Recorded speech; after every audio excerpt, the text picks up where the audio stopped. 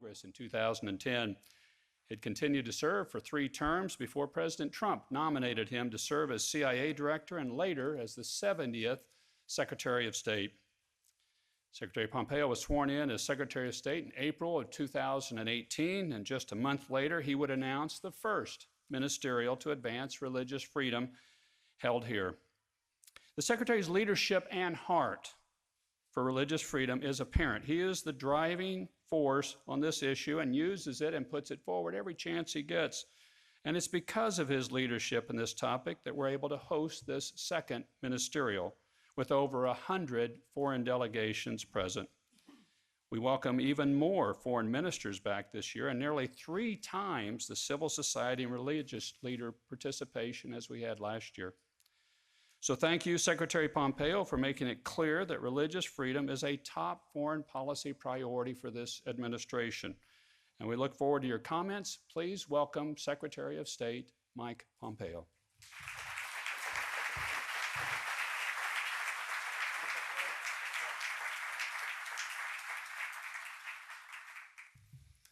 Thank you. Good morning, everyone. It's great to be with you all. Thank you, Ambassador Brownback, for the kind introduction. Your team has done a fantastic job with this incredibly special event. Thank you. Thank you and all of your team. I also want to give a special welcome to those of you who have been persecuted for your faith, cast out from society, banished from your homes. If you are here as a survivor of persecution, I want you to know you are among friends today. And to all of our other attendees, civil society, government affairs, religious leaders, others, you are those friends. Thank you for being here. Thank you for supporting these individuals. You know, as I said at the beginning of this incredible ministerial, I also want to note the remarkable growth in attendance from 1 year to 2. I hope we can keep that trend up. There are hundreds more attendees, and we thank you all for taking time out of your incredibly busy schedules to be part of it. It is the largest human rights ministerial ever held at the United States Department of State. It is also, with our country now some 200 plus years old, it is the largest event ever hosted by a U.S. Secretary of State, ever. It's truly remarkable. The astounding growth proves a simple matter. It proves that religious freedom matters to literally billions of people all around the world. Look around you. Religious freedom isn't just a Christian concern, a Jewish concern, a Muslim concern, a Buddhist concern, a Hindu concern, or a humanist concern. It's all of our concern. It is everyone's concern. And it's such a boost to see so many allies in the fight, and not just from governments. We are committed and we are united, and our voices are growing stronger and stronger, and this is indeed just the beginning. We're here because each of us believes that religious freedom must be upheld, protected, and advanced. But it's important to understand where that belief comes from. Here in the United States, our Declaration of Independence clearly states that certain rights are unalienable. There are liberties to which all of mankind, in all places, at all times, are entitled. Religious freedom is one of them. Our Constitution puts it in the very First Amendment. And just a short walk from where you are seated today, Thomas Jefferson, our first Secretary of State, stands 19 feet tall in bronze.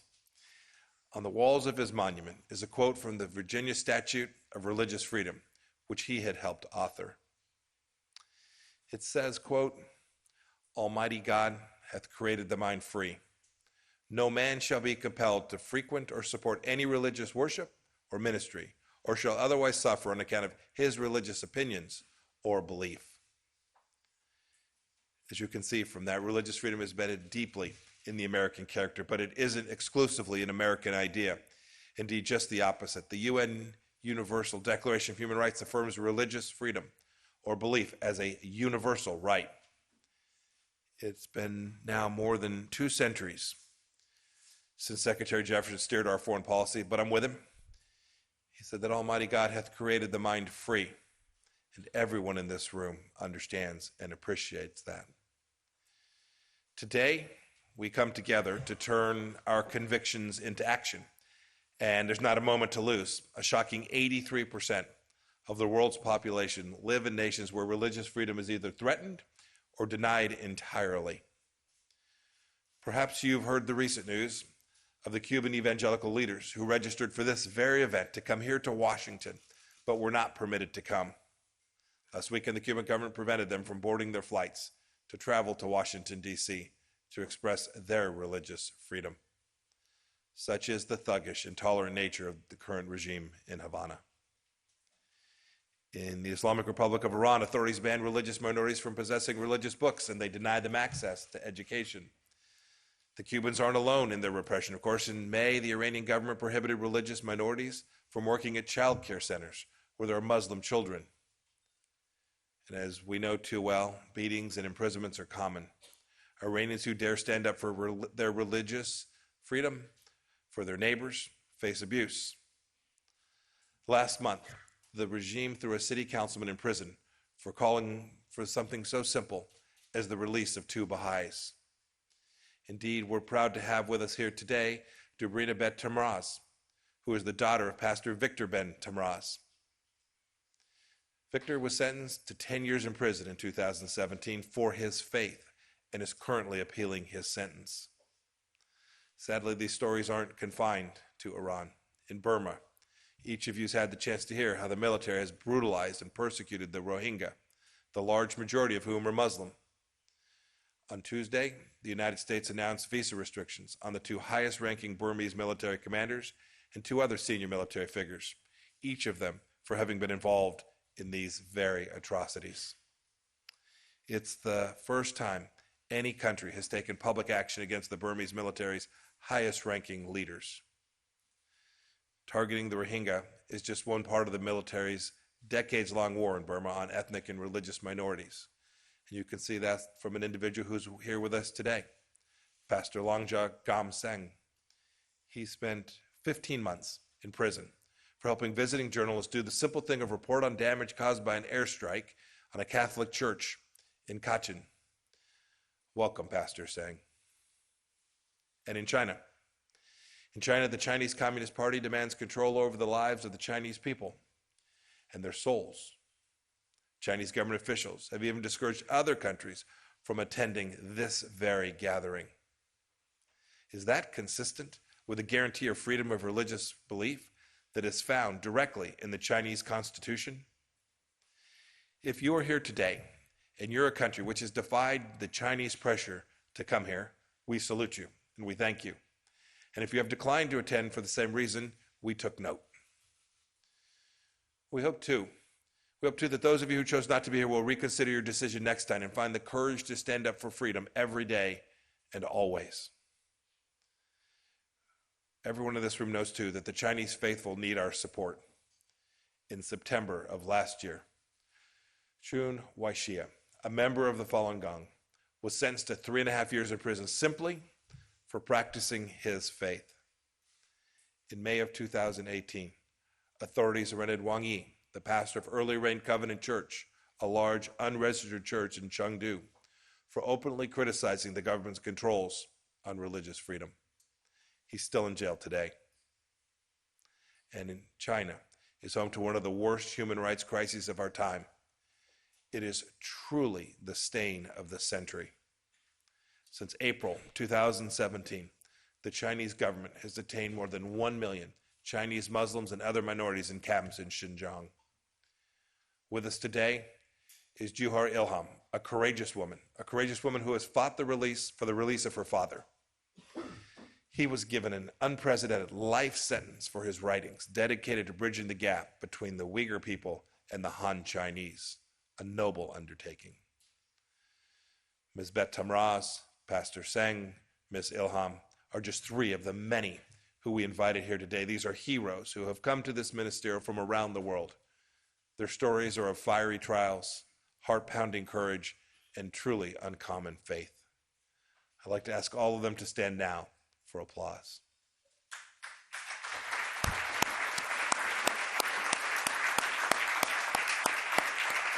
Thank you.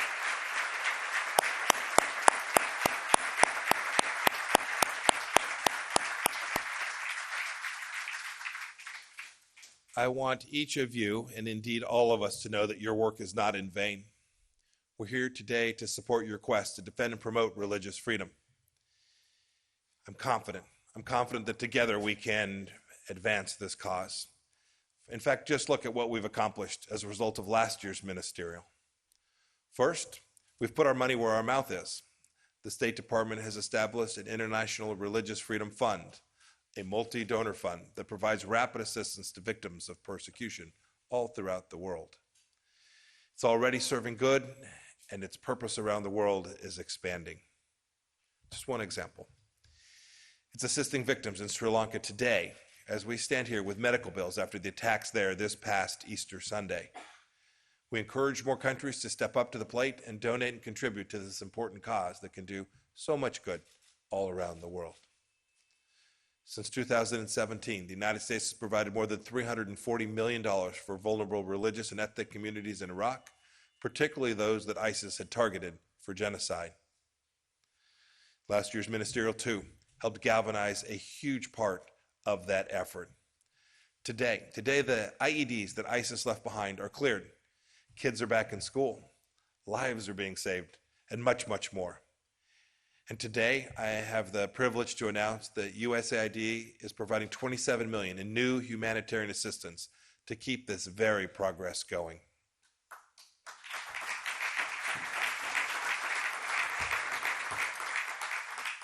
Money matters. There's no doubt about it. Resources are in demand. But beyond money, we've been active on multilateral front alongside our friends and allies. A great example. In the United Arab Emirates, they hosted the first regional conference in February on promoting religious tolerance in their curricula. That includes striking hate speech and other forms of incitement from textbooks. At the most recent General Assembly, the nations of the Organization of American States unanimously put forth their first ever statement, introduced by the United States, affirming religious freedom in our hemisphere. Along with the United Kingdom, the United States co-sponsored a groundbreaking conference this past November on meeting the needs of vulnerable religious minorities in conflict zones. And several governments have created special ambassadors specifically charged with advancing religious freedom in their country and around the world. And finally, I'm proud to have led our own initiatives here at the State Department. You heard me speak earlier about unalienable rights. I recently commissioned a group called the Commission on Unalienable Rights to generate a serious debate about human rights that extends across party lines and across national borders. The Commission's purpose is very simple. We're not out to discover new principles, but to ground our discussion of human rights in America's founding principles, and religious freedom is certainly amongst them. In 2019, the State Department introduced mandatory training on international religious freedom for every one of our foreign service officers.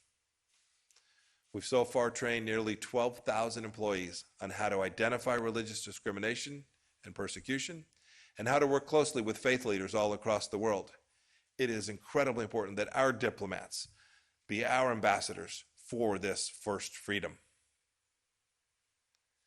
And now we come here together for the second time, and it's time to build on this good work.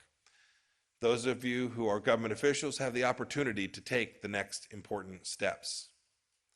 We should all consistently speak out about abuses of religious freedom. It's the least that we can do. Today, we have 9 statements of concern on countries and issues all teed up. I would ask each of you to sign them in solidarity. Albania, Colombia, Morocco, and the Vatican will host regional conferences in the near future. I'd urge you to attend. And we need to make progress, too, in the world's multilateral institutions. Thanks to Poland's efforts, the UN General Assembly has named August 22nd as a special day to remember the victims of religious persecution. Please commemorate it in your home countries, too.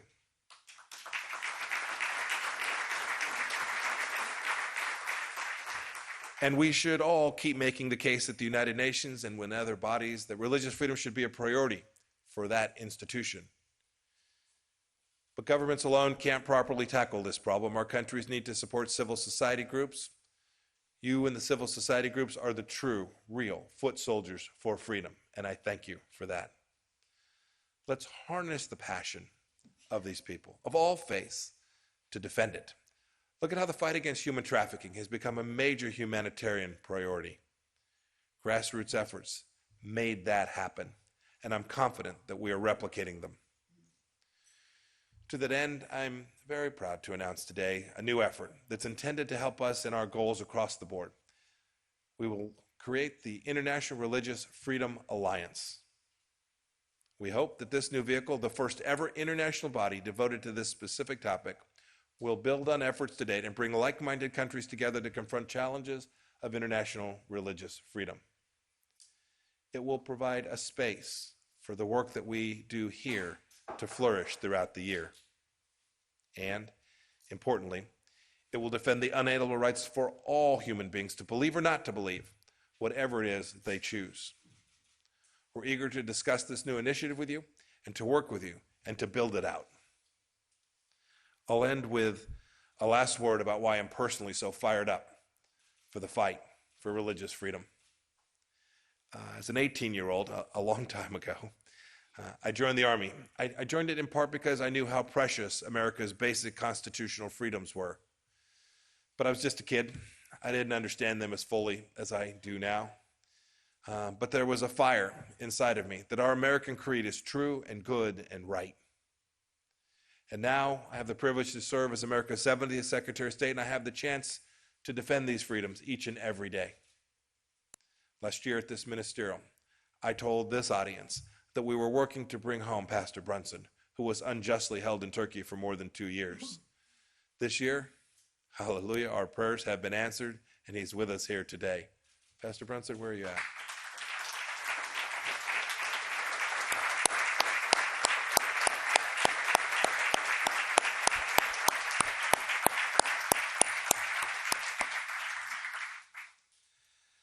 Pastor Brunson's deliverance goes right alongside what I think is my most memorable moment as the Secretary of State.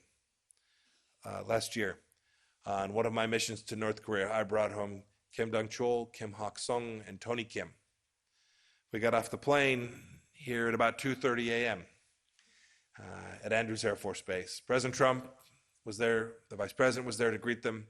It was one of the most joyful moments of my life.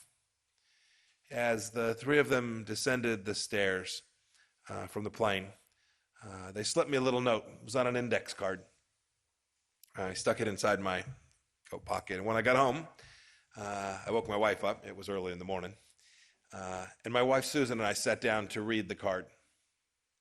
It was Psalm 126. Quote, "The Lord has done great things for us, and we are filled with joy." I keep it framed in my office today. I do so because it reminds me of the power of faith in even the most trying times. There are so many around the world who are longing for the right to worship freely, without fear, without persecution. Their faith gets them through these trying times. You all came here because you understand that it is our responsibility to help them. We're all in this fight together. You can be sure that the United States will be out in front defending the God-given, unalienable right of all human beings to worship as they choose. And I know, and I hope, that you will all stand with us. I hope good people everywhere will see that our movement is just getting started. I hope, too, they see the ever-increasing enthusiasm all throughout the world to defend religious freedom. And when they do, I'm sure that the next ministerial will be even bigger than this one. Thank you all for coming. God bless your work. God bless the United States of America, and may the good Lord bless all of you as well. Thank you.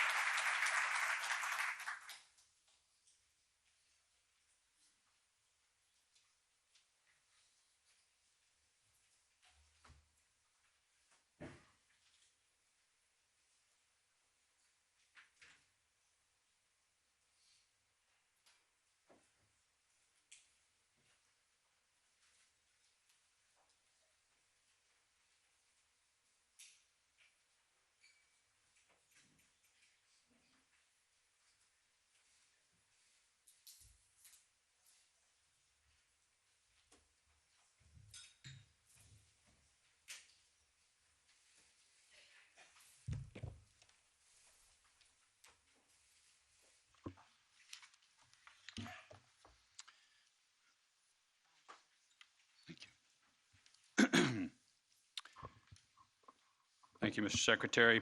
We're now entering the time to hear from all of you, our friends and allies in this fight for freedom of religion or belief. We've invited an unprecedented number of like-minded governments and organizations to discuss what more we can do to combat persecution, defend religious minorities, and promote religious freedom. We know you support religious freedom or you wouldn't be here. We know you condemn religious persecution, either from government or non-state actors. Secretary just laid out several actions we are taking. However, the challenge is bigger than any one government alone can do. Over this day, we hope to hear more from each of you about new actions and initiatives you will undertake. Together, we can make a difference and will make a difference. Regarding the format, each minister-level official will have 4 minutes to speak. We'll start a time clock countdown. At the end of 4 minutes, I'll ask you to wrap up, and considering the very impressive turnout, please respect your colleagues and stay within the allotted time. We are committed to giving every delegation who wishes to speak the opportunity to take the floor. We will have a written statement submitted as well. As we move down the ranks of speaker, however, we will need to reduce the amount of time, and again, we appreciate your understanding and cooperation. With that, I will give the floor to the initial speaker, which will be from New Zealand, the Right Honourable Winston Raymond, the Deputy Prime Minister of New Zealand and Minister of Foreign Affairs. New Zealand. Colleagues, it's our responsibility to be here today to record New Zealand's strong commitment to the common endeavour of fostering respect for the right to freedom of religion and belief. And Washington is an appropriate location for this conference because the United States has a special place in the history of advancing religious freedom through Thomas Jefferson's Virginia Statute for Religious Freedom in 1786 and by codifying religious freedom and freedom of expression in the First Amendment of the US Constitution in 1791. New Zealand also has a long history of supporting the right to freedom of thought, conscience, religion and belief, both at home and abroad. On 15 March this year, the freedom to practice one's religion safely, free from violence, free from hate, took on an unimaginable new relevance for our nation. It was a day, a simple act of prayer, of practicing one's faith and religion, led to the loss of 51 peaceful Muslim worshippers. And the devastating impact of this loss was sadly magnified by the live streaming and widespread sharing online of these terrorist attacks against our Muslim community. In a country that practices religious tolerance, an attack on one of us, observing our beliefs, is an attack on all of us. Let me assure you that New Zealand is and will remain a safe and open, tolerant society, one with fundamental freedoms protected at its core. We utterly reject such religious-based violence. The deep national grief New Zealanders feel in the wake of the March 15 attack reminded us of how dearly we treasure those freedoms. It was also a warning of how we must constantly work to secure them. We are acutely aware of the impact that the rise of hateful narratives based on race, religion, or diversity can have on religious freedom. For people to be free and to feel free, to practice their religion safely, we must go beyond legislative frameworks to address and reject all forms of intolerance in our societies. And one important area of our focus is how we can build a more socially inclusive New Zealand. A key element of this will be fostering greater interfaith dialogue and understanding across all levels of society. The responses we witnessed after 15 March this year across New Zealand demonstrated the unifying power of interfaith and intercultural understanding of the common themes of compassion and respect for human life and dignity across religions and belief systems. This focus on tolerance and diversity reflects the close relationship between the right to freedom of religion and belief and of the right to freedoms of opinion and expression. These rights have a mutually reinforcing effect, enabling and encouraging the free expression of religion and belief, as well as the exchange of ideas, contributes to combating intolerance and builds well-informed and politically mature societies.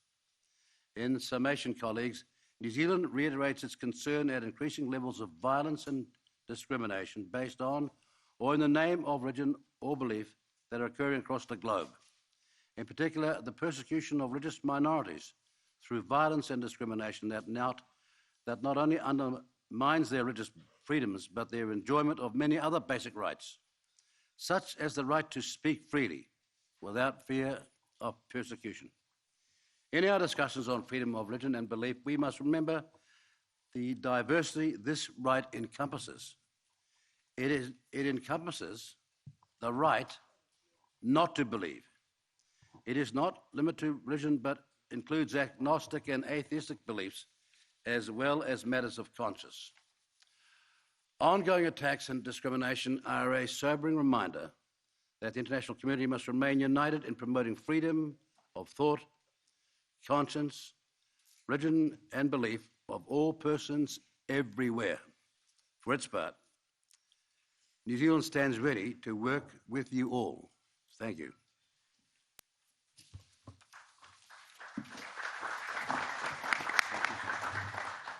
Thank you very much.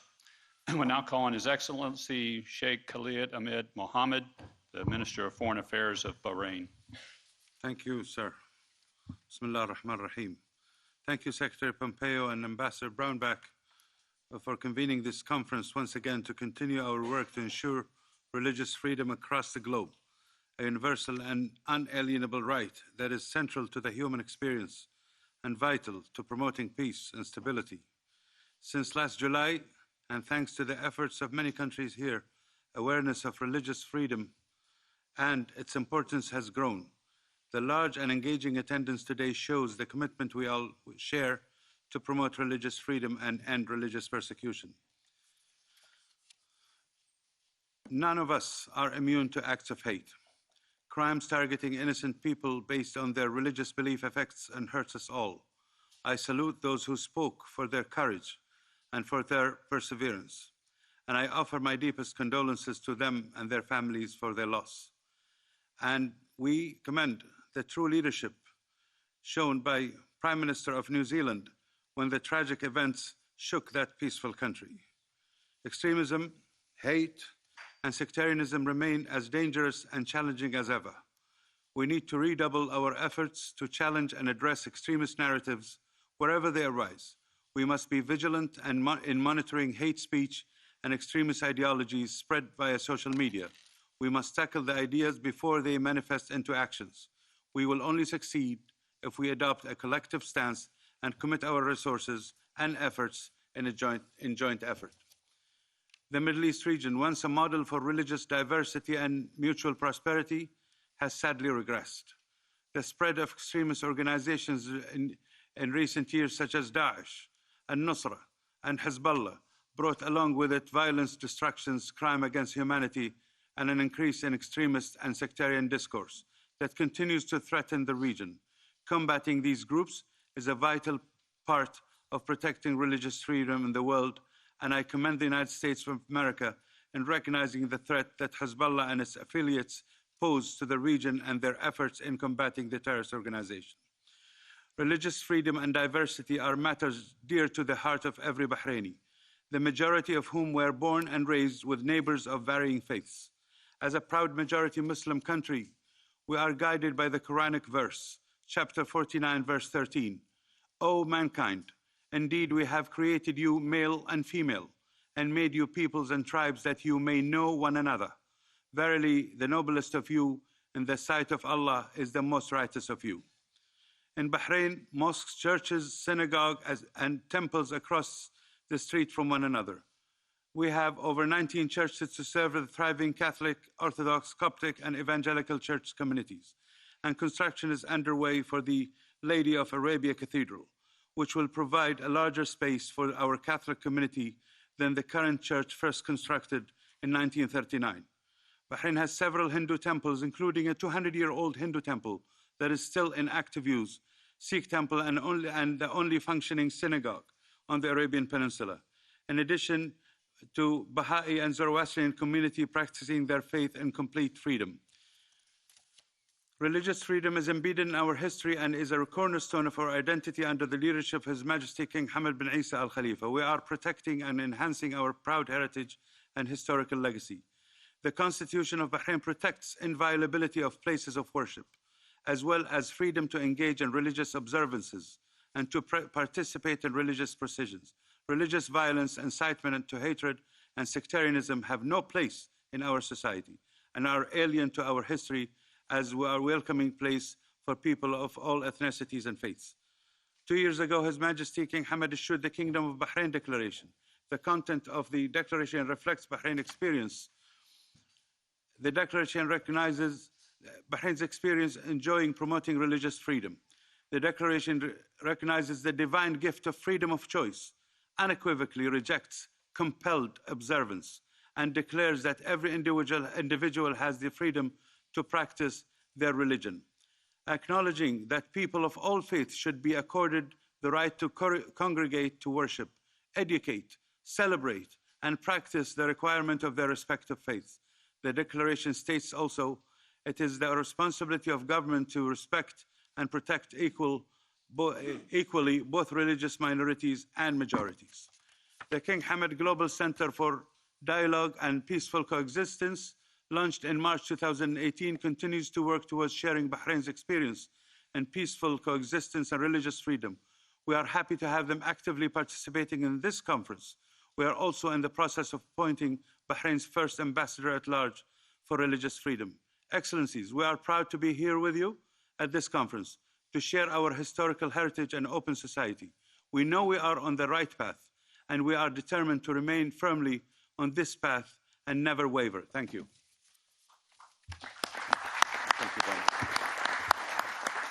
Thank you very much.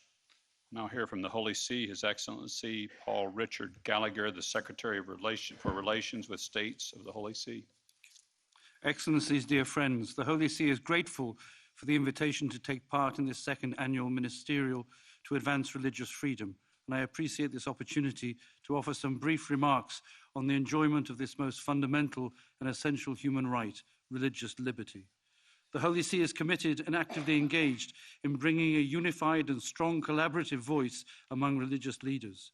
A good example of that may be found in the joint declaration signed by Pope Francis and the Grand Imam of Al-Azhar, Ahmed Al-Tayeb, on human fraternity this past 4th of February in Abu Dhabi.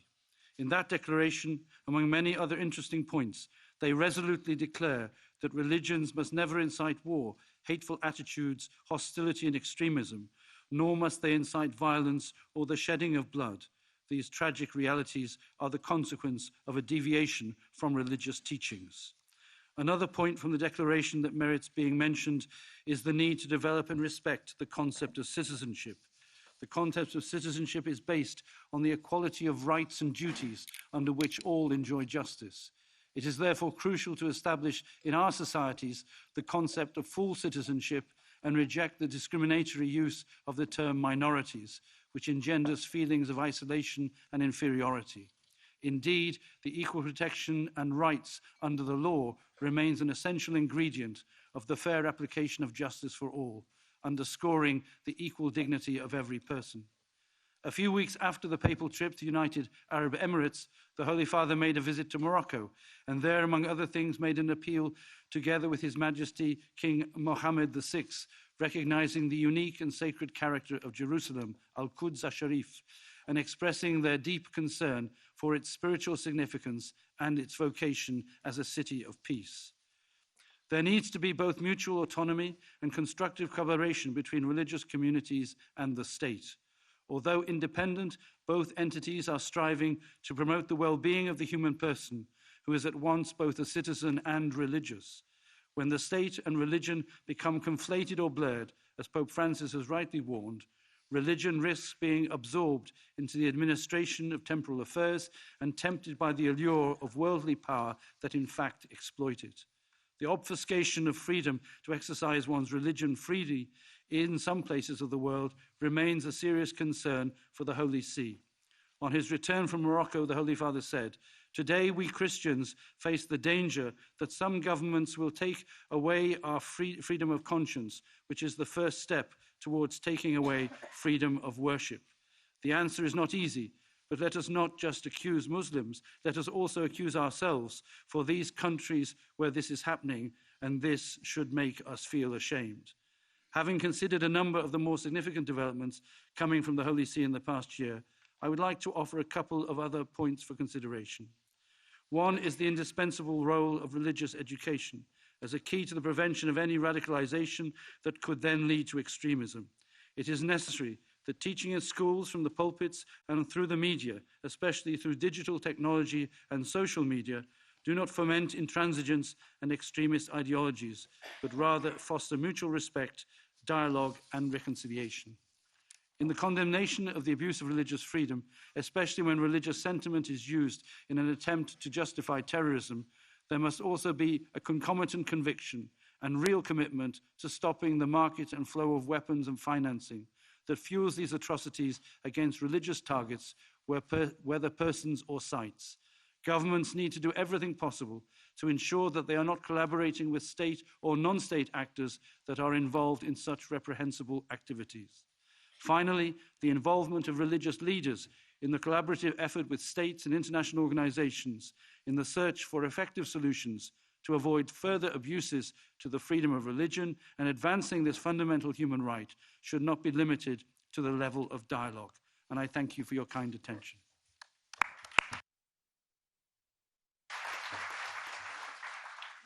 Thank you. We'll now hear from Lebanon, His Excellency Gebran Bassel, the Minister of Foreign Affairs and Immigrants of Lebanon. Thank you. Excellencies, ladies and gentlemen, I am delighted to be part for the second time of the Ministerial to advance religious freedom. My presence here is not only a proof of the close relations between Lebanon and the United States, but also a manifestation of my deepest conviction and the attachment of my country to religious freedom, to protect minorities, and to preserve diversity in the Middle East. God made us a unique masterpiece of different races, colors, religions, and ethnicities. Some may choose to worship a single God creator. Others may prefer polytheism, and some others may favor atheism. There is no God better than the other as long as God is one, and as long as we are all united under humanity, protected by the law, and governed by traditions. I come from Lebanon, the country of coexistence between religions, the only country which embraces an equal power-sharing system amongst Christians and Muslims and their confessions. As such, no minority feels unsafe or threatened by the majority, and no confession fears violation of its rights. In Lebanon, our national pact is based on equal partnership, where everyone feels empowered and minorities' participation in decision-making is key. The Lebanese model proves that an inclusive system, including all factions, provides assurances to minorities and offers better alternatives to migration, guarantees a better governance, and prevents discrimination. It is what we call the consensual democracy, slow in decision-making, but efficient in social cohesion and national unity. Ladies and gentlemen, throughout history, the Middle East has suffered from religious persecution. The region that gave birth to the three monotheistic religions, Judaism, Christianity, and Islam, and their derived confessions, has witnessed bloody conflicts. The Middle East has been a war-torn zone, and its conflicts are only leading to mounting terrorism. The Jewish-Roman wars, the Christian-Muslim conflicts, the Sunni-Shia conflicts, the Arab-Israeli wars, the Arab-Arab conflicts, the Persian-Arab conflicts, the Turkish-Ottoman Arab conflicts. Recently, the region has been the birthplace of the uprising of Ethiopian Jews known as the Falasha, protesting against racism within the Israeli society. In the midst of this, Lebanon stands still as a unique model of equally shared power that protects religious freedom. Some may say the model is fragile and has been subject to disturbances, reaching a boiling point causing the paralysis of the system. This is true, yet our will as Lebanese to live together is stronger. Should one component vanish, Lebanon will lose its uniqueness, its message, and its raison d'etre. And the real threat to this is the implantation of displaced and refugees on its land and their integration in its society. I call upon you all to support Lebanon and its model so it doesn't crumble, leaving the stage to the dark face of unilateralism and monopoly. The Lebanese model of religious freedom is a need to humanity. Preserve it. Thank you.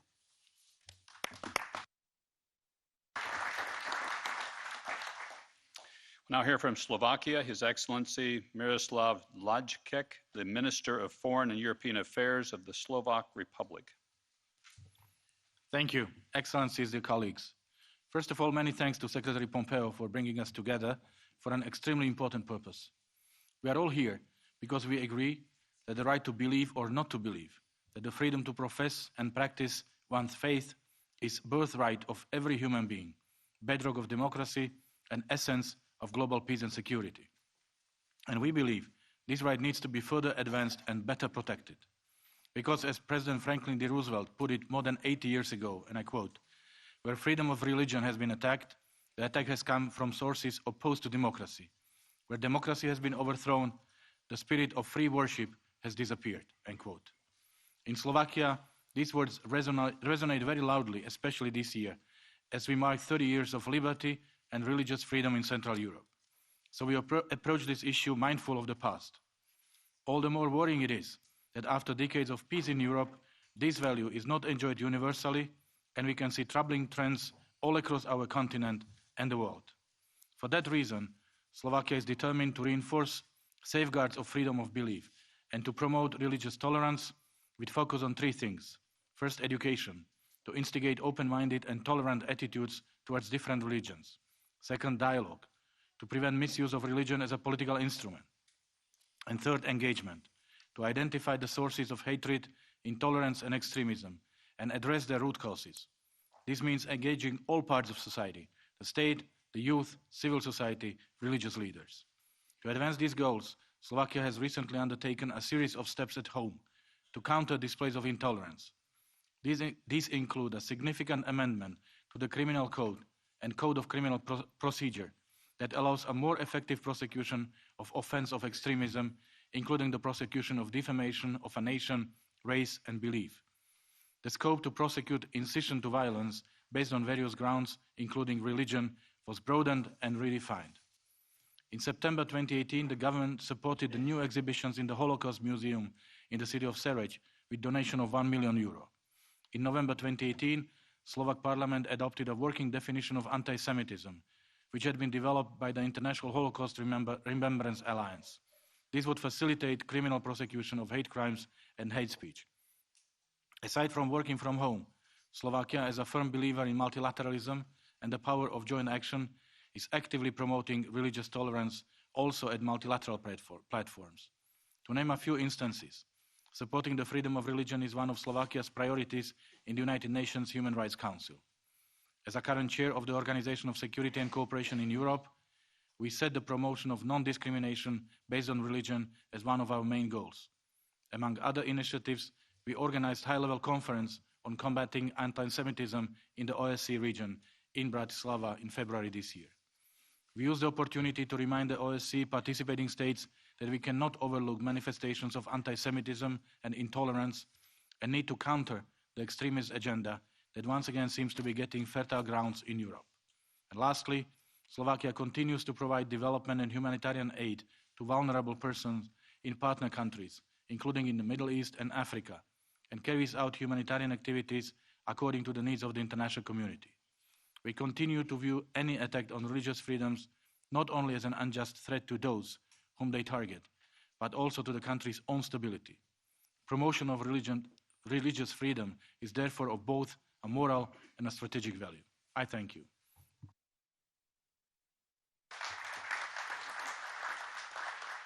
Thank you. We'll now hear from Uzbekistan, His Excellency Abdulaziz Kamilov, the Minister of Foreign Affairs of the Republic of Uzbekistan. Thank you.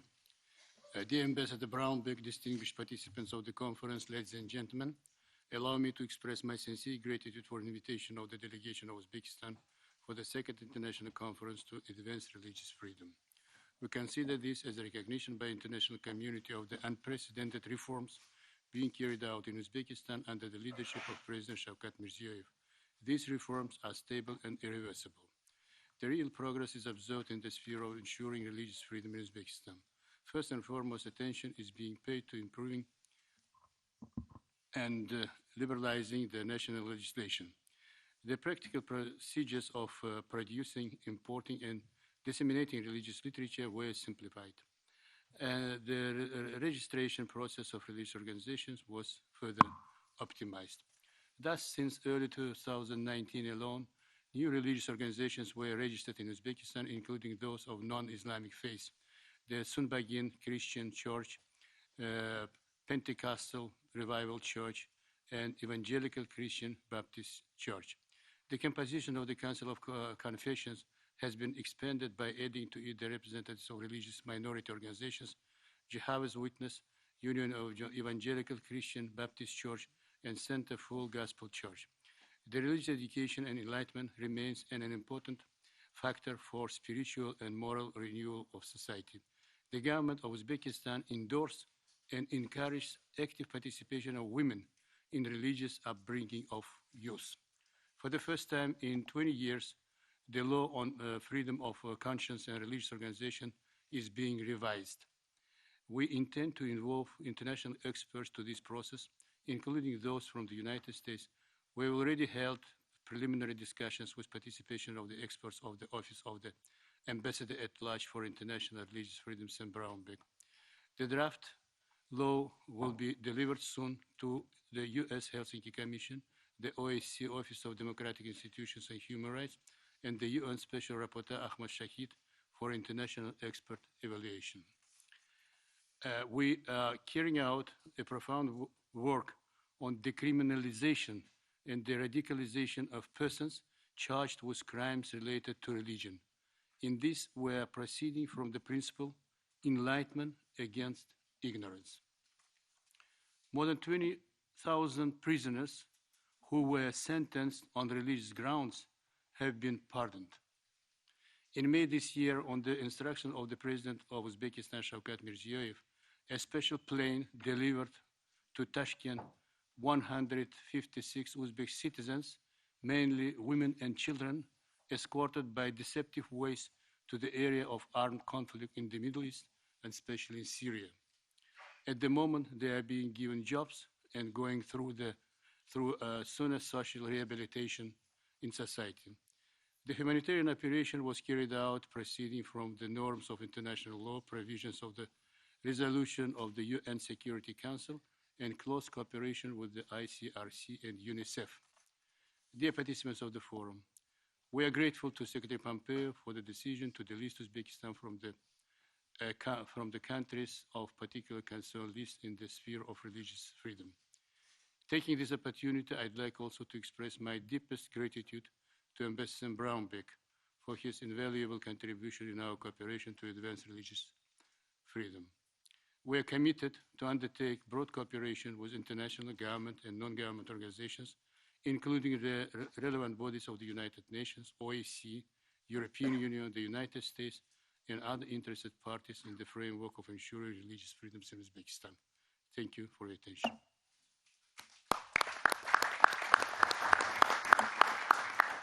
Thank you very much. We'll now hear from Hungary, His Excellency Peter Szijjártó, the Minister of Foreign Affairs and Trade.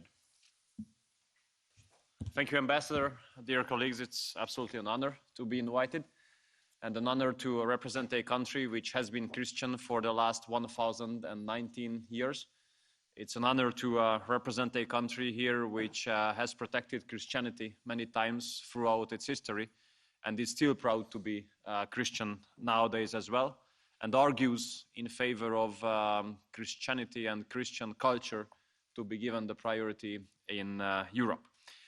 Our constitution starts with the word God, and the introduction of the constitution says that we acknowledge the role of Christianity in preserving the Hungarian nation. We Christians, unfortunately, do have some sad duties nowadays. First of all, to understand that Christianity is the most persecuted religion on all over the earth.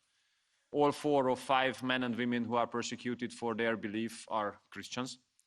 And if you look at the international discourse, and if you look at the discussion going on in European media or political elite, unfortunately, we have to see that Christianophobia is being portrayed as if it was the last acceptable form of discrimination, which is totally unacceptable.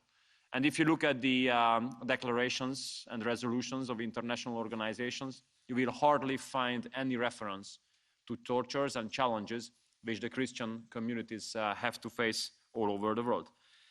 Even in the European Union, when I ask the Foreign Affairs Council to refer to Christian communities in the Middle East, for example, the most I can reach is that the expression religious minorities will be included in the text.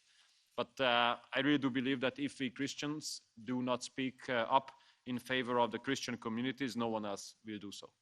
And if you look at the facts, they say that 245 million Christians are being persecuted all over the world, which means that every 9th men and women who are Christian are under persecution.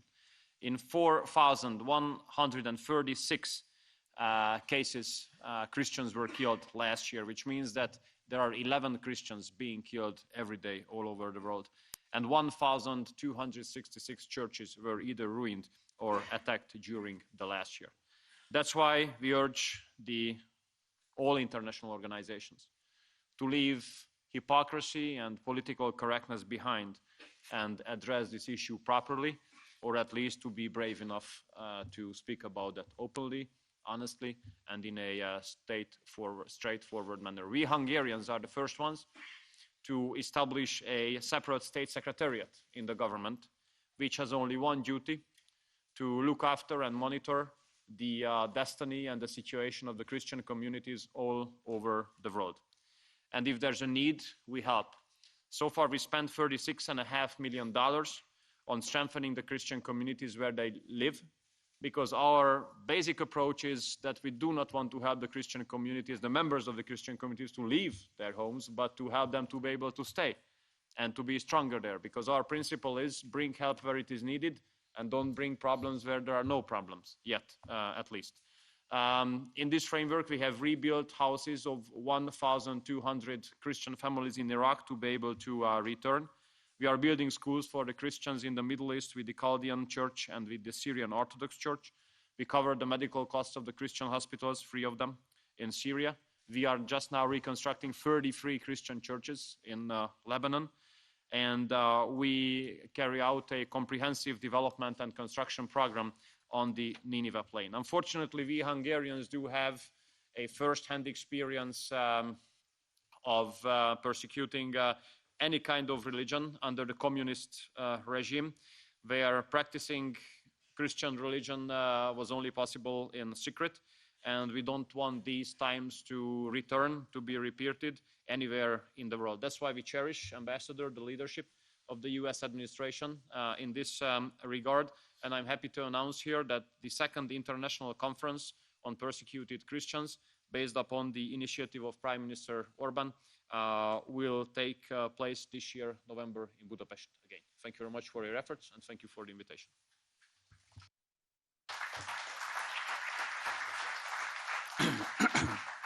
Thank you.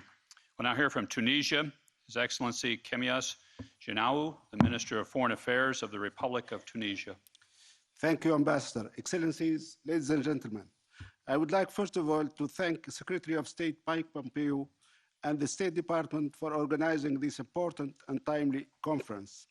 I believe that such an event has the strong merit of reviving our firm belief and commitment to freedom of thought, conscience, and religion as a fundamental human rights enshrined in a number of key international documents.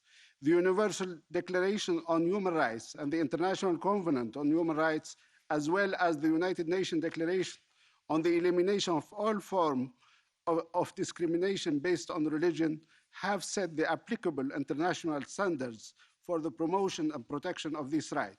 They stipulate, I quote, interference of any kind with what people believe, and coercion in matters of religion are prohibited, and that the state is obligated to respect the observance and practice by individuals of their religion, end of quote. It is important to underline that the respect of religious liberty is an essential condition for maintaining peace and stability in the world, and history is particularly abundant with illustrative examples of how disregard and infringement of this fundamental freedom have brought directly or indirectly hatred, wars, and great suffering to mankind. Ladies and gentlemen, Tunisia has a strong tradition of tolerance and respect of religious freedom, which stems from a long and rich history of religious diversity. Though a majority Muslim country since the 7th century, Tunisia has been home for Judaism and Christianity for many centuries before. Today, thousands of Jews perform every year their pilgrimage to El Ghariba, one of the oldest synagogues in the world, located on the Mediterranean island of Jerba. Their religious festivities are commonly celebrated by all Tunisians, regardless of their faith. It is a fine example of tolerance and mutual respect. Tunisia has also strong Christian roots. Very significant ancient church history took place in this very same land. Some of the early church fathers were born and lived in this country, such as Saint Augustine, a Roman African early Christian theologian whose writing influenced the development of Western Christianity, or Tertullian, known as the father of Western theology. The Christian population in Tunisia currently comprises Catholics, Protestants, Russian Orthodox, French Reformists, and Anglicans. This heritage of religious diversity and strong tradition of tolerance has shaped the Tunisian culture and identity.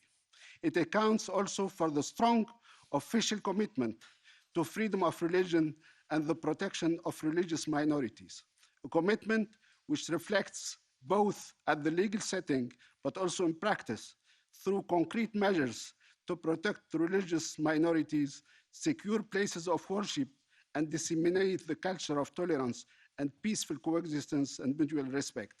In fact, the Constitution guarantees freedom of religion or belief and the right to peacefully exercise the religious practice for everyone. Tunisia has been adopting bold reforms to reconcile its laws with its new progressive constitution of 2014 and to bring to its national law process and practices into line with universal norms. Ladies and gentlemen, today, as Tunisia is going through a political transition, we strongly believe that upholding religious freedom is an essential part of our commitment to democracy and human rights. It is even a necessary condition to the success of this transition.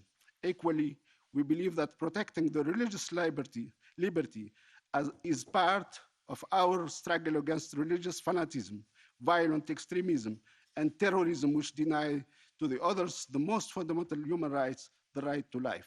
Thank you very much for your attention. Thank you very much. We'll now hear from the Netherlands, His Excellency Stephanus Abraham Blok, the Minister of Foreign Affairs. Thank you, Ambassador. Excellencies, ladies and gentlemen, I'd like to start by congratulating the United States of America on hosting this conference to the advantage of religious freedom. It sometimes feels as if the world as a whole seems to be growing more intolerant, whether towards religious minorities and people who don't hold to a particular belief, or towards LGBTI people. Let me start by saying that human rights are there for everybody, worldwide, and they are inextricably linked and unalienable. If we wish to advance religious tolerance and freedom, what exactly do we need to promote? Achieving a society in which every person can enjoy his or her right to freedom of religion or belief requires persistence and hard work from all of us, not just by government, but by society as a whole, as shown by the experience of many countries, including my own. The climate of religious tolerance doesn't just fall into your lap. I'm glad to see so many colleagues here at this conference to discuss the crucial issues of religious freedom. And I'm proud to represent a country where tolerance towards those who think differently is the norm, where there is a separation between church and state, where people are free to worship as they wish or not at all, and where we cherish the bonds forged by our polar landscape, working together in spite of our differences, respecting each other's rights. We value religious freedom as one of the key elements of our overall human rights policy.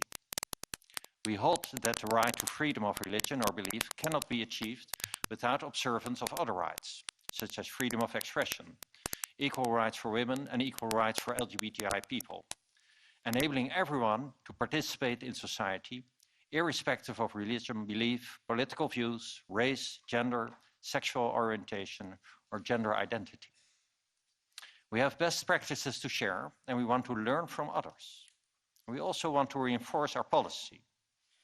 That's why we've recently made more funds available. That's why we've recently appointed a special envoy on freedom of religion or belief, Jos Dauma, who's here with me today. He will be our interlocutor on these issues for the next few years. That's also why we support the Istanbul process, guiding the implementation of Human Rights Council Resolution 1618. I'm proud to say that we will be hosting the 7th session of that important process in the Netherlands next November. Our aim is to look not only at how we can combat religious intolerance, but also at how we foster religious tolerance. We'll take a practical approach to the conference. We won't be discussing abstractions, but promoting an inclusive exchange of best practices between practitioners, faith-based actors, and people in the field. Because that's what we need in order to foster a climate of religious tolerance. And we hope to make a positive contribution to that goal during the 7th session in the Netherlands. Fostering religious intolerance requires courage, communication, and honest exchange, and patience. Mutual understanding comes in small steps. Sometimes we can't reach an understanding, and then it's best to agree to disagree. Sometimes fiery passions are ignited. After all, our beliefs are at the core of what defines us as human beings. And that's exactly why we need clear rules of the road, sound agreement on the bottom lines, respect for important principles like non-violence, equal treatment, and mutual respect. Principles which have been codified in international treaties and documents, like the Universal Declaration of Human Rights. Article 18 of the Declaration states that everyone has the right to freedom of thought, conscience, and religion. This right includes freedom to change his religion or belief, and freedom, either alone or in community with others, and in public or private, to manifest his religion or belief in teaching, practice, worship, and observance. And this remains as true today as it was in 1948, when the Declaration was adopted by all of us. It contains a universal principle, a vision of hope we all still share, but which, unfortunately, has not yet become a reality. And to paraphrase Eleanor Roosevelt, for all men and women everywhere. But that must remain our goal for all humanity, whether it's Christians and Yazidis in Iraq and Syria, Tibetan Buddhists in China, Muslims in Myanmar, Baha'i in Iran, or for that matter, non-believers all over the globe. The right enshrined in Article 18 is for all, regardless of gender, sexual preference, race, or religious affiliation. This article remains the foundation of our discussions here at this conference today and at the 7th session of the Istanbul process we are proud to be hosting in November. And I hope to see you all there. Thank you.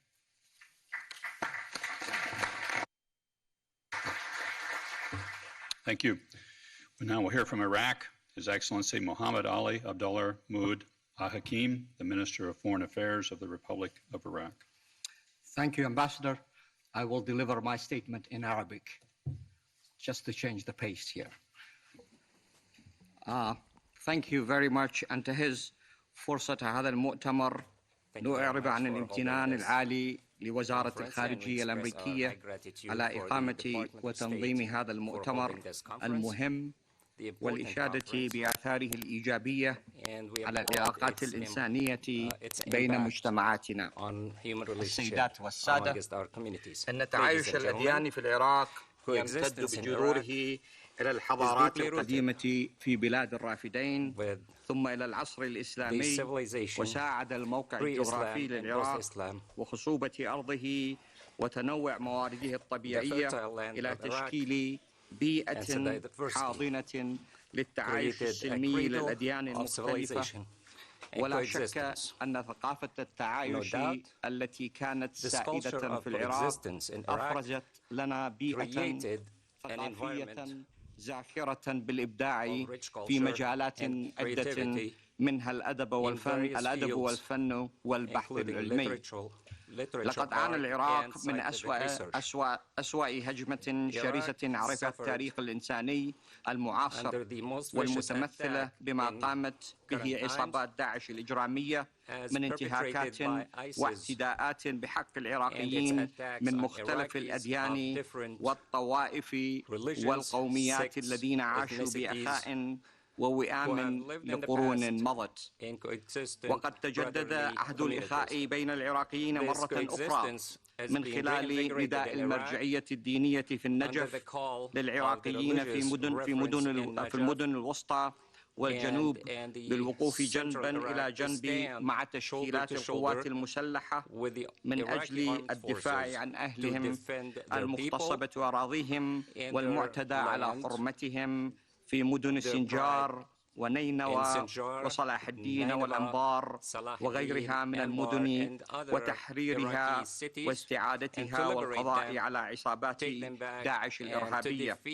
بعد كل التضحيات تمكن العراق بأبطاله من مختلف الأديان والأطياف والإثنيات من دحر عصابات داعش عسكريا وبمساعدة ومساندة قوات التحالف الدولي لهزيمة داعش بقيادة الولايات المتحدة. ولا بد من التأكيد هنا أن مسألة الإرهاب اليوم هي قضية دولية لا تختص بمنطقة أو دولة محددة، وإن داعش هي خطر دولي حقيقي، ولا بد من تضافر جهود الدول كافة للقضاء عليه وعلى أفكاره ومنع تمدده إلى مناطق أخرى.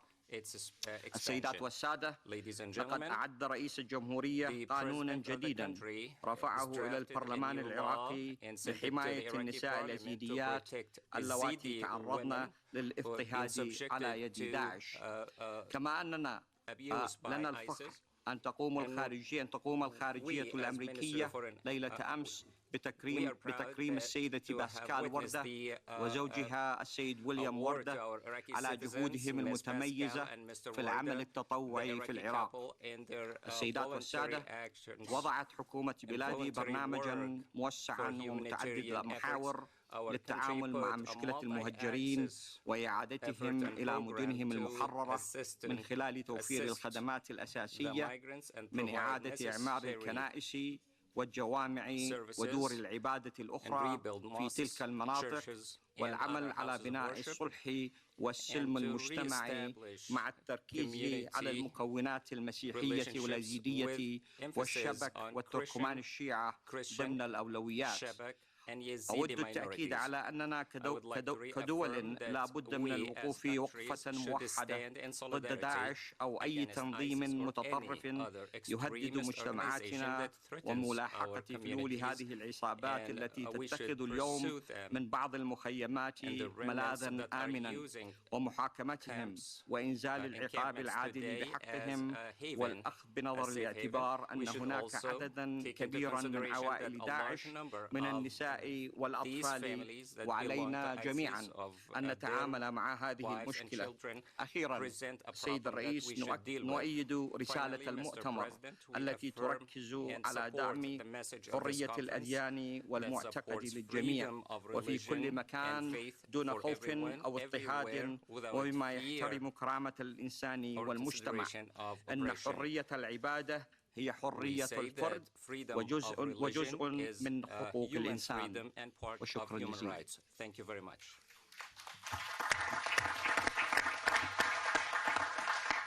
Thank you. We'll now hear from Poland, His Excellency Jacek Zaputowicz, Minister of Foreign Affairs of the Republic of Poland. Excellencies, ladies and gentlemen, let me begin by thanking Secretary of State Mike Pompeo and the U.S. Ambassador at Large for International Religious Freedom, Samuel Brownback, for convening this important ministerial to advance religious freedom. Since the earliest day, Poland has stood for religious freedom. For centuries, Poland has been a safe place for peoples of various creeds: Greek Catholics, Russian Orthodox, Protestants, Jews, and Muslim Tatars. Poland has always considered freedom of religion to be the most fundamental of freedoms. This freedom should be universally respected, protected, and promoted. The recent report by the Department of State on international religious freedom is an important source of information about the observance of the right to religious freedom around the world. We can read from the report that Christians make up around 80% of people suffering from persecution because of the faith they profess. In more than 100 countries across the globe, over 215 million Christians confront intimidation, imprisonment, forced conversion, abuse, or assault. Poland, with a group of like-minded countries, has prepared a resolution designating August 22nd as the International Day on commemorating the victims of acts of violence based on religion or belief. We are very grateful to our partners from the US, Canada, Brazil, Egypt, Iraq, Jordan, Nigeria, and Pakistan, who were actively engaged in the negotiations and promotion of this initiative. We strongly believe that this International Day will give us an opportunity to engage in activities commemorating victims and assisting survivors who often remain forgotten and left behind. We also hope that this will positively contribute to combating hate crimes related to religion or belief and further strengthen interreligious dialogue and respect for religious diversity. Let me invite you to the debate on the August 22nd in New York during our presidency in the UN Security Council. The objective will be to analyze the scale of religious persecution, as well as to reflect on how to preempt violence impacting persons belonging to religious minorities. As Secretary of State Mike Pompeo said in his introductory remarks today, it will be a good opportunity to commemorate that day in our home countries, and Poland is going to prepare initiatives referring to that important international day. Last week in Geneva, on the margins of the session of UN Human Rights Council, Poland organized a meeting with the Iraqi and Brazilian missions entitled "One Step at a Time, Addressing Religious Violence and Persecution." The participants of the meeting pointed out that there is no single solution that would lead to the elimination of religious intolerance in a short time, but it is possible to take gradual actions to this end and to operationalize all existing tools for combating religious violence. In our opinion, ladies and gentlemen, it is necessary to protect religious minorities, especially in those parts of the world where a simple prayer is an act of a great courage. When these voices are silenced, the damage to peace and security occurs. We have to do everything we possibly can not to make it happen. Thank you.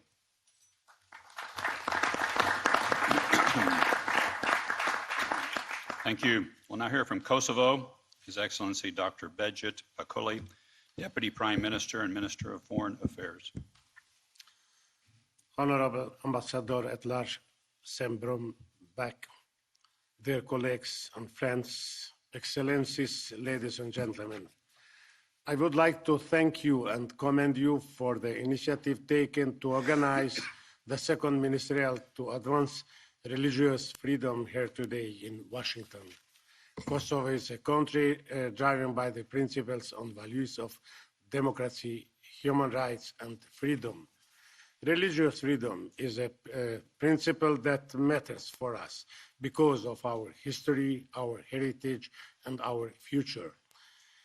In charting our path forward, we have only had to look back into our long tradition of peaceful and harmonious coexistence between different religions, Muslims, Catholics, Orthodox, Protestants, Jews, and many other communities that live together, harmony and coexistence. Kosovo comprises a multi-ethnic and multi-confessional country that has a long history of religious tolerance. This fine and sometimes a fragile balance of communities is one of that we have to work very hard to maintain with the help of our international supporters. Isolated incidents against religious freedoms and ethnicities are always addressed by the state through concrete measures according to the law. One of our main commitments has been to build Kosovo as a secular state, to separate clearly and firmly the state from the matter of religion. Our starting point has been our very modern constitution. The constitution promotes the unfiltered practice of religious and gives equal treatment to all religions in Kosovo and their followers. Serbian Orthodox religious and cultural heritage is and will continue to be an indispensable part of Kosovo mosaic. It will continue to drive and to be recognized for what it is. Kosovo is engaged with the Serbian Orthodox Church and ways to support the reconstruction of its site. Kosovo seeks to enhance its protection and offer all needed help. Legal framework of Kosovo constitutes a firm commitment of Kosovo to respect and fully protect the Serbian heritage in our country. Despite the fact that Kosovo is unable to join the international conventions and instruments that promote human, political, social, and cultural rights and freedoms, we have included the United Nations and Council of Europe instruments as part of our legal system in a unilateral basis. Currently, our parliament is working to adopt a modern law on religious freedom and rights that enforces these international instruments and our constitutional principles of the national legislation. This law has been drafted in close coordination with the United States, European Union and Council of Europe, and it can serve as a model for many countries. The new law, which was consulted with all religious communities in Kosovo, will address their concerns and the issue for which we had a legislative gap in the past, including the fact that there was no clear legal status for religious communities in Kosovo. Kosovo is setting up institutional mechanisms that will strengthen the engagement of the government with all the religious communities in Kosovo. We believe that a strong government, religious communities, relations with all parts will provide a better and stronger environment for all communities to exercise their rights and freedoms. We do believe that religion can contribute towards addressing prejudices and building new bridges of international through pluralism, interethnic and interreligious dialogue, through a coexistence and cooperation founded upon the power of truth and inspiration of law. Kosovo holds a unique tradition of interfaith tolerance and coexistence, and this tradition expressed in our cultural heritage, in the objects of worship, in the architectural values across Kosovo and is the best testament that we lived together for centuries. This year, in October, we will host in Kosovo the Crown Montana Forum, in which we have included religious freedom as an important topic. I use the chance here to invite you to attend it and continue to discuss from here. Ambassador Bromwich, Kosovo is an example in the region and behind with respect to interfaith tolerance and coexistence. We will promote this value and heritage of Kosovo, and are happy to share it around the world. We will continue to work with the United States government to address the importance of religious freedoms and take joint initiatives with you and other partners here. Thank you for hosting us today in the beautiful Washington. And I would wish to see all of you in Kosovo in the next Grand Montana Forum. Thank you. Next, hear from Togo, His Excellency Komlam Edo Robert Dusi, the Minister of Foreign Affairs for the Republic of Togo. Thank you, Ambassador. Excellencies, dear brothers and sisters, ladies and gentlemen. Religious freedom, which is one of the most difficult but essential conquests of democratic modernity, is in danger now in many parts of the world. Violent extremism, under its various ramifications, threaten religious freedom. Religious freedom suffers from obscurantists, fanatical, violent, and dogmatic blindness. Whether in Somalia, Mali, Nigeria, or Burkina Faso, the harm is visible. Places of worship are targeted. Mosques, churches, and synagogues are burned down. Priests and imams are murdered. From the 15th of February to the 12th of May 2019, several religious leaders were murdered by extremist groups in Burkina Faso. On the 15th of February, Antonio Cesar Fernandez, a 72-year-old Spanish priest and missionary who was returning from Togo, was killed by a terrorist group a few kilometers after the northern border of Togo on the territory of Burkina Faso. Pastor John Sawadogo was shot dead on the 19th of February.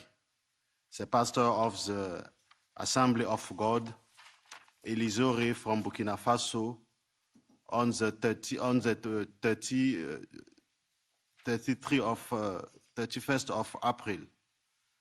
Pastor Ouedraogo, 2 of his children, and 3 others Christian faithful murdered on the 28th of April during the attack on a church in the northern of Burkina Faso.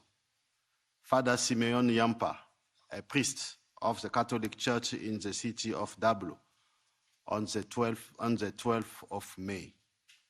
On the 26th of May 2019, in a Catholic church at Toufle, is a small village in the northern Burkina Faso, 4 people were killed and 2 others seriously injured in an armed attack by 8 terrorists during Mass.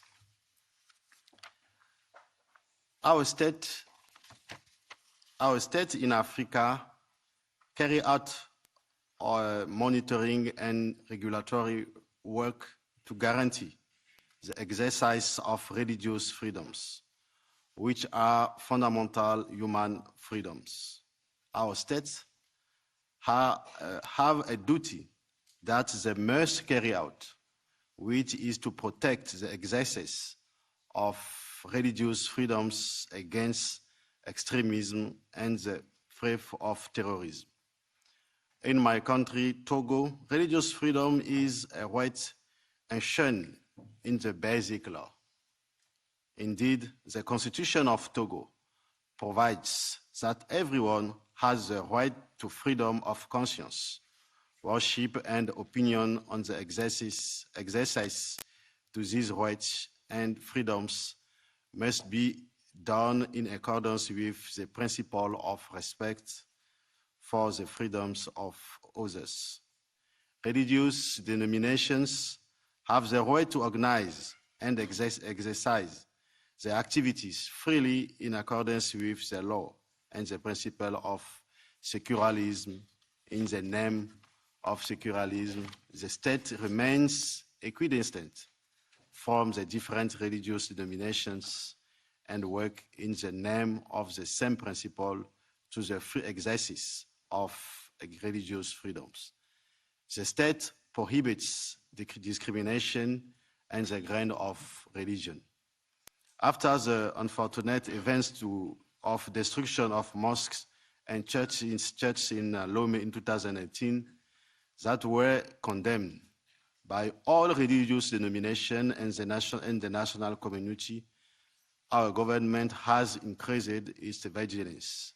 Investigations are opened to find those responsible for those acts and bring them to justice. In addition, on the 15th of May, our country set up an interdepartmental committee to prevent and combat violent extremism. The Togolese strategy to prevent and combat violent extremism aims to protect compatriots from threats and to protect the free expression of individual freedoms, including religious freedom. Thank you for your attention.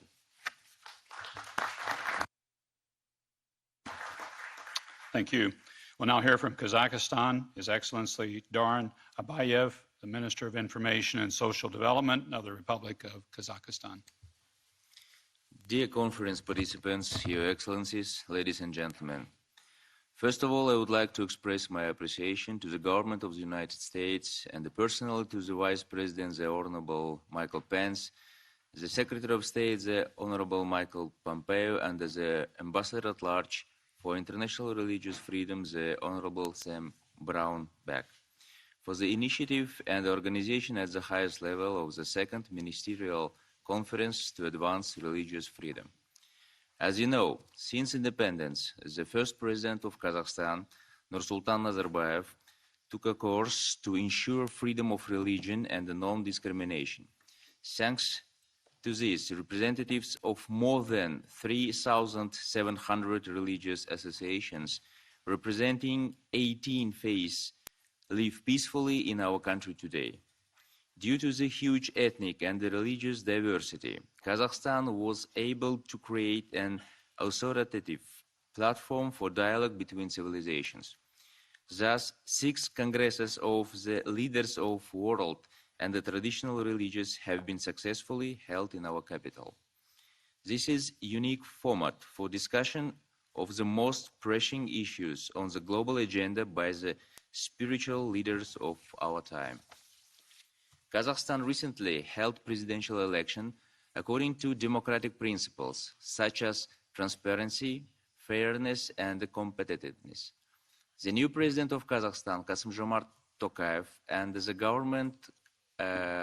Kazakh government reconfirm the policy to ensure religious freedom and the fundamental human rights. The Republic of Kazakhstan intends to continue its work on the development of tolerance and the dialogue between representatives of all faiths without exemptions. Moreover, the leadership of our country will continue to implement all initiatives aimed at countering religious extremism and radicalism. Unfortunately, the citizens of our country have also become victims of the propaganda of destructive ideas. Over the past year alone, Kazakhstan, together with its international partners, has been able to return 600 of its citizens from Syria. They are currently undergoing a process of rehabilitation and involvement in a normal life. Kazakhstan is ready to share its experience and the knowledge in this area. Dear conference participants, at the end of my speech, I would like to emphasize once again that ensuring freedom of citizens' conscience is one of the crucial interests of the Republic of Kazakhstan and is one of the key components of our further democratic development. Kazakhstan is always open to dialogue and mutually beneficial cooperation in order to ensure and protect fundamental rights and freedom of religion. We intend to further improve and strengthen dialogue with religious communities. Let me wish all the participants of the conference success in achieving the common goal of ensuring a peaceful and a prosperous future for our nations. Thank you for your attention.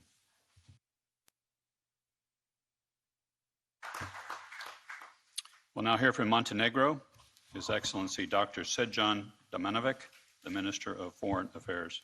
Thank you. Thank you.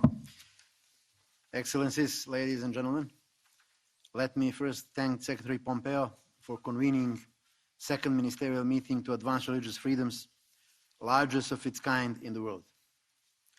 As we speak today, religious and ethnic groups in many parts of our planet are at risk of persecution on the grounds of their religion or belief.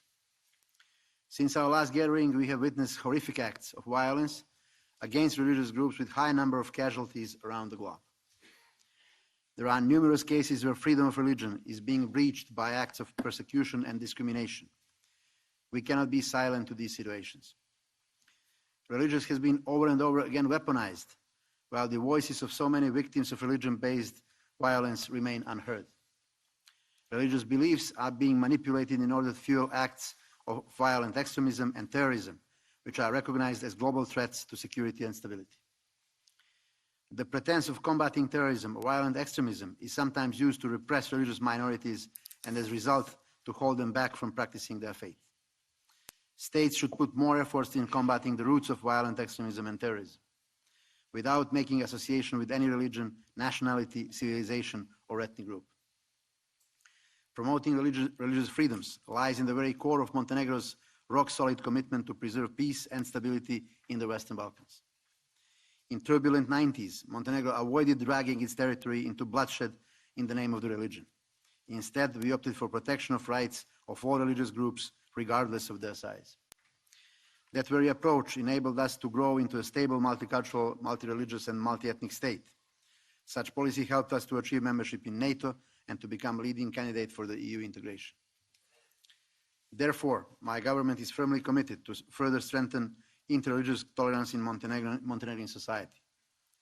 Montenegro fully supports the principle that matters governing religion, belief, and conscience are not to be decided by state, but in the individual's conscience, and endorses the notion people should be free at any time to have to profess, to maintain, to adopt, and to change their own beliefs.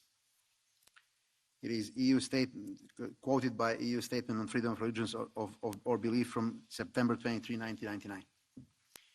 It's my pleasure to inform you that in May 2019, after broad and inclusive consultations, the government adopted a draft law on freedom of religion or belief and legal status of religious communities. This draft is aligned with the highest existing international standards. It is fully in accordance with UN conventions, European Convention of Human Rights, rulings of the European Court of Human Rights, and recommendations of the Venice Commission. It emphasizes civic character of the state and that there is no state religion in Montenegro. Along with widening space for every single citizen to freely practice religion or no religion at all on their own conscience, it regulates rights and obligations of religious communities, the procedure of their registration, the issue of state property, and religious literacy. European Commission for Democracy Through Law, much better known as the Venice Commission of the Council of Europe, last month issued very positive opinion on this law, undeniably confirming the right of Montenegro to protect property and cultural heritage belonging to all citizens, as well as to ensure that national laws are equally applied to all throughout the whole territory of Montenegro. Montenegro is a country where anyone can declare themselves as belonging to Orthodox Christianity, Islam, Roman Catholicism, or any other religion, to have freedom to practice their religion or not to practice it at all. Nowadays, we are among few European countries where the Jewish population had actually increased after World War II, and where a youngest European synagogue will be built soon, along with numerous churches, monasteries, and mosques, or other structures created for worship. Ladies and gentlemen, we as humanity are still learning that wherever religious freedoms are denied, there is no space for full-fledged democracy and individual rights. And vice versa, protected religious freedoms are one of the backbones of democracy and among the main guarantees of durable peace and prosperity.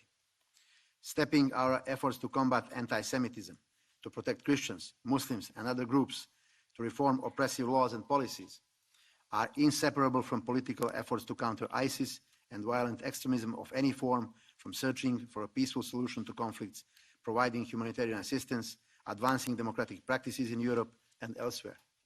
We are pleased the last year's Potomac Plan of Action has inspired proclaiming August 22nd as International Day of Victims of Violence based on religion or other beliefs. Please count on Montenegrin mindful partnership in all initiatives seeking to raise awareness and of the importance of human rights, respect for religious diversity, and promotion of inter-religious dialogue. Thank you very much. Now hear from Malta, His Excellency Carmelo Abia, the Minister of Foreign Affairs. Mr. Chair, Ambassador Brownback, Excellencies, colleagues, ladies and gentlemen, I'm honored to be with you for the first time at the second ministerial meeting to advance religious freedom.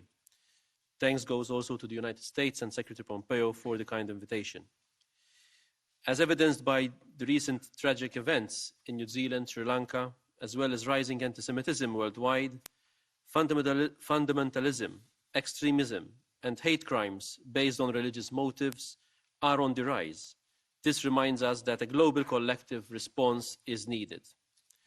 Religious intolerance and intolerance to other beliefs is no new phenomenon.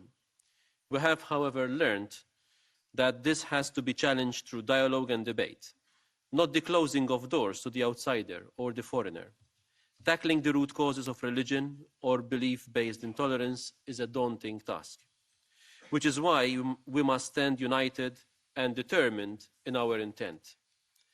At the global level, my country fully supports maximizing synergies between the various existing frameworks by highlighting case studies of initiatives by UN agencies, governments, and civil society, with the aim of increasing space for discussion and responding to human rights violations. Additionally, we should strengthen our efforts to tackle the global challenges of violent extremism and hatred, as well as to combat terrorism in all its forms and manifestations. Malta is committed to protecting the human rights of all people, in particular members of minority groups and individuals that find themselves in vulnerable situations. This commitment is a result of several years of grappling with large numbers of asylum seekers or refugees arriving to our shores. Malta is still dealing with this challenge, and so many other countries are also experiencing the influx of asylum seekers or refugees who are members of minority communities escaping persecution. At the national level, Malta is working on setting up a national human rights institution in line with the Paris Principles. To this end, 2 initiatives have been launched: the Human Rights and Equality Commission and the Equality Act. The former would be able to ensure equality and non-discrimination on several grounds in all spheres of life, while the latter is intended to address multiple discrimination and structural discrimination. National legislation combating incitement to racial hatred and other forms of hate speech has also been further improved to include the protection of foreign nationals or any other group from such crimes. Government had been taking measures to strengthen a culture of inclusion, diversity, and non-discrimination. It is our ambition to push such policies forward and encourage more dialogue, while fully aware that the concept itself is at times difficult to define. Nonetheless, we believe that this right must contain certain basic factors, most importantly, the right to individual autonomy. This would in turn provide the necessary rationale for the perception of this fundamental freedom. We believe that freedom of religion or belief should not be allowed to be affected by politics and fluctuating social attitudes. It is part of the role of every state to ensure this does not happen. In a world of increasing diversity, it is more important than ever that states fulfill their obligations to be impartial guarantors of everyone's right to the equal enjoyment of freedom of religion or belief. Malta will continue to promote freedom of religion or belief for all persons. We will continue to strongly oppose religious intolerance, and we continue to strive for greater protection of persons belonging to religious and other minorities across the world against discrimination, persecution, and violence. Thanks for your attention. Thank you, sir. At this point, we're going to pause the plenary session. I ask that everyone remain seated while we await the address by Vice President Pence. Thank you.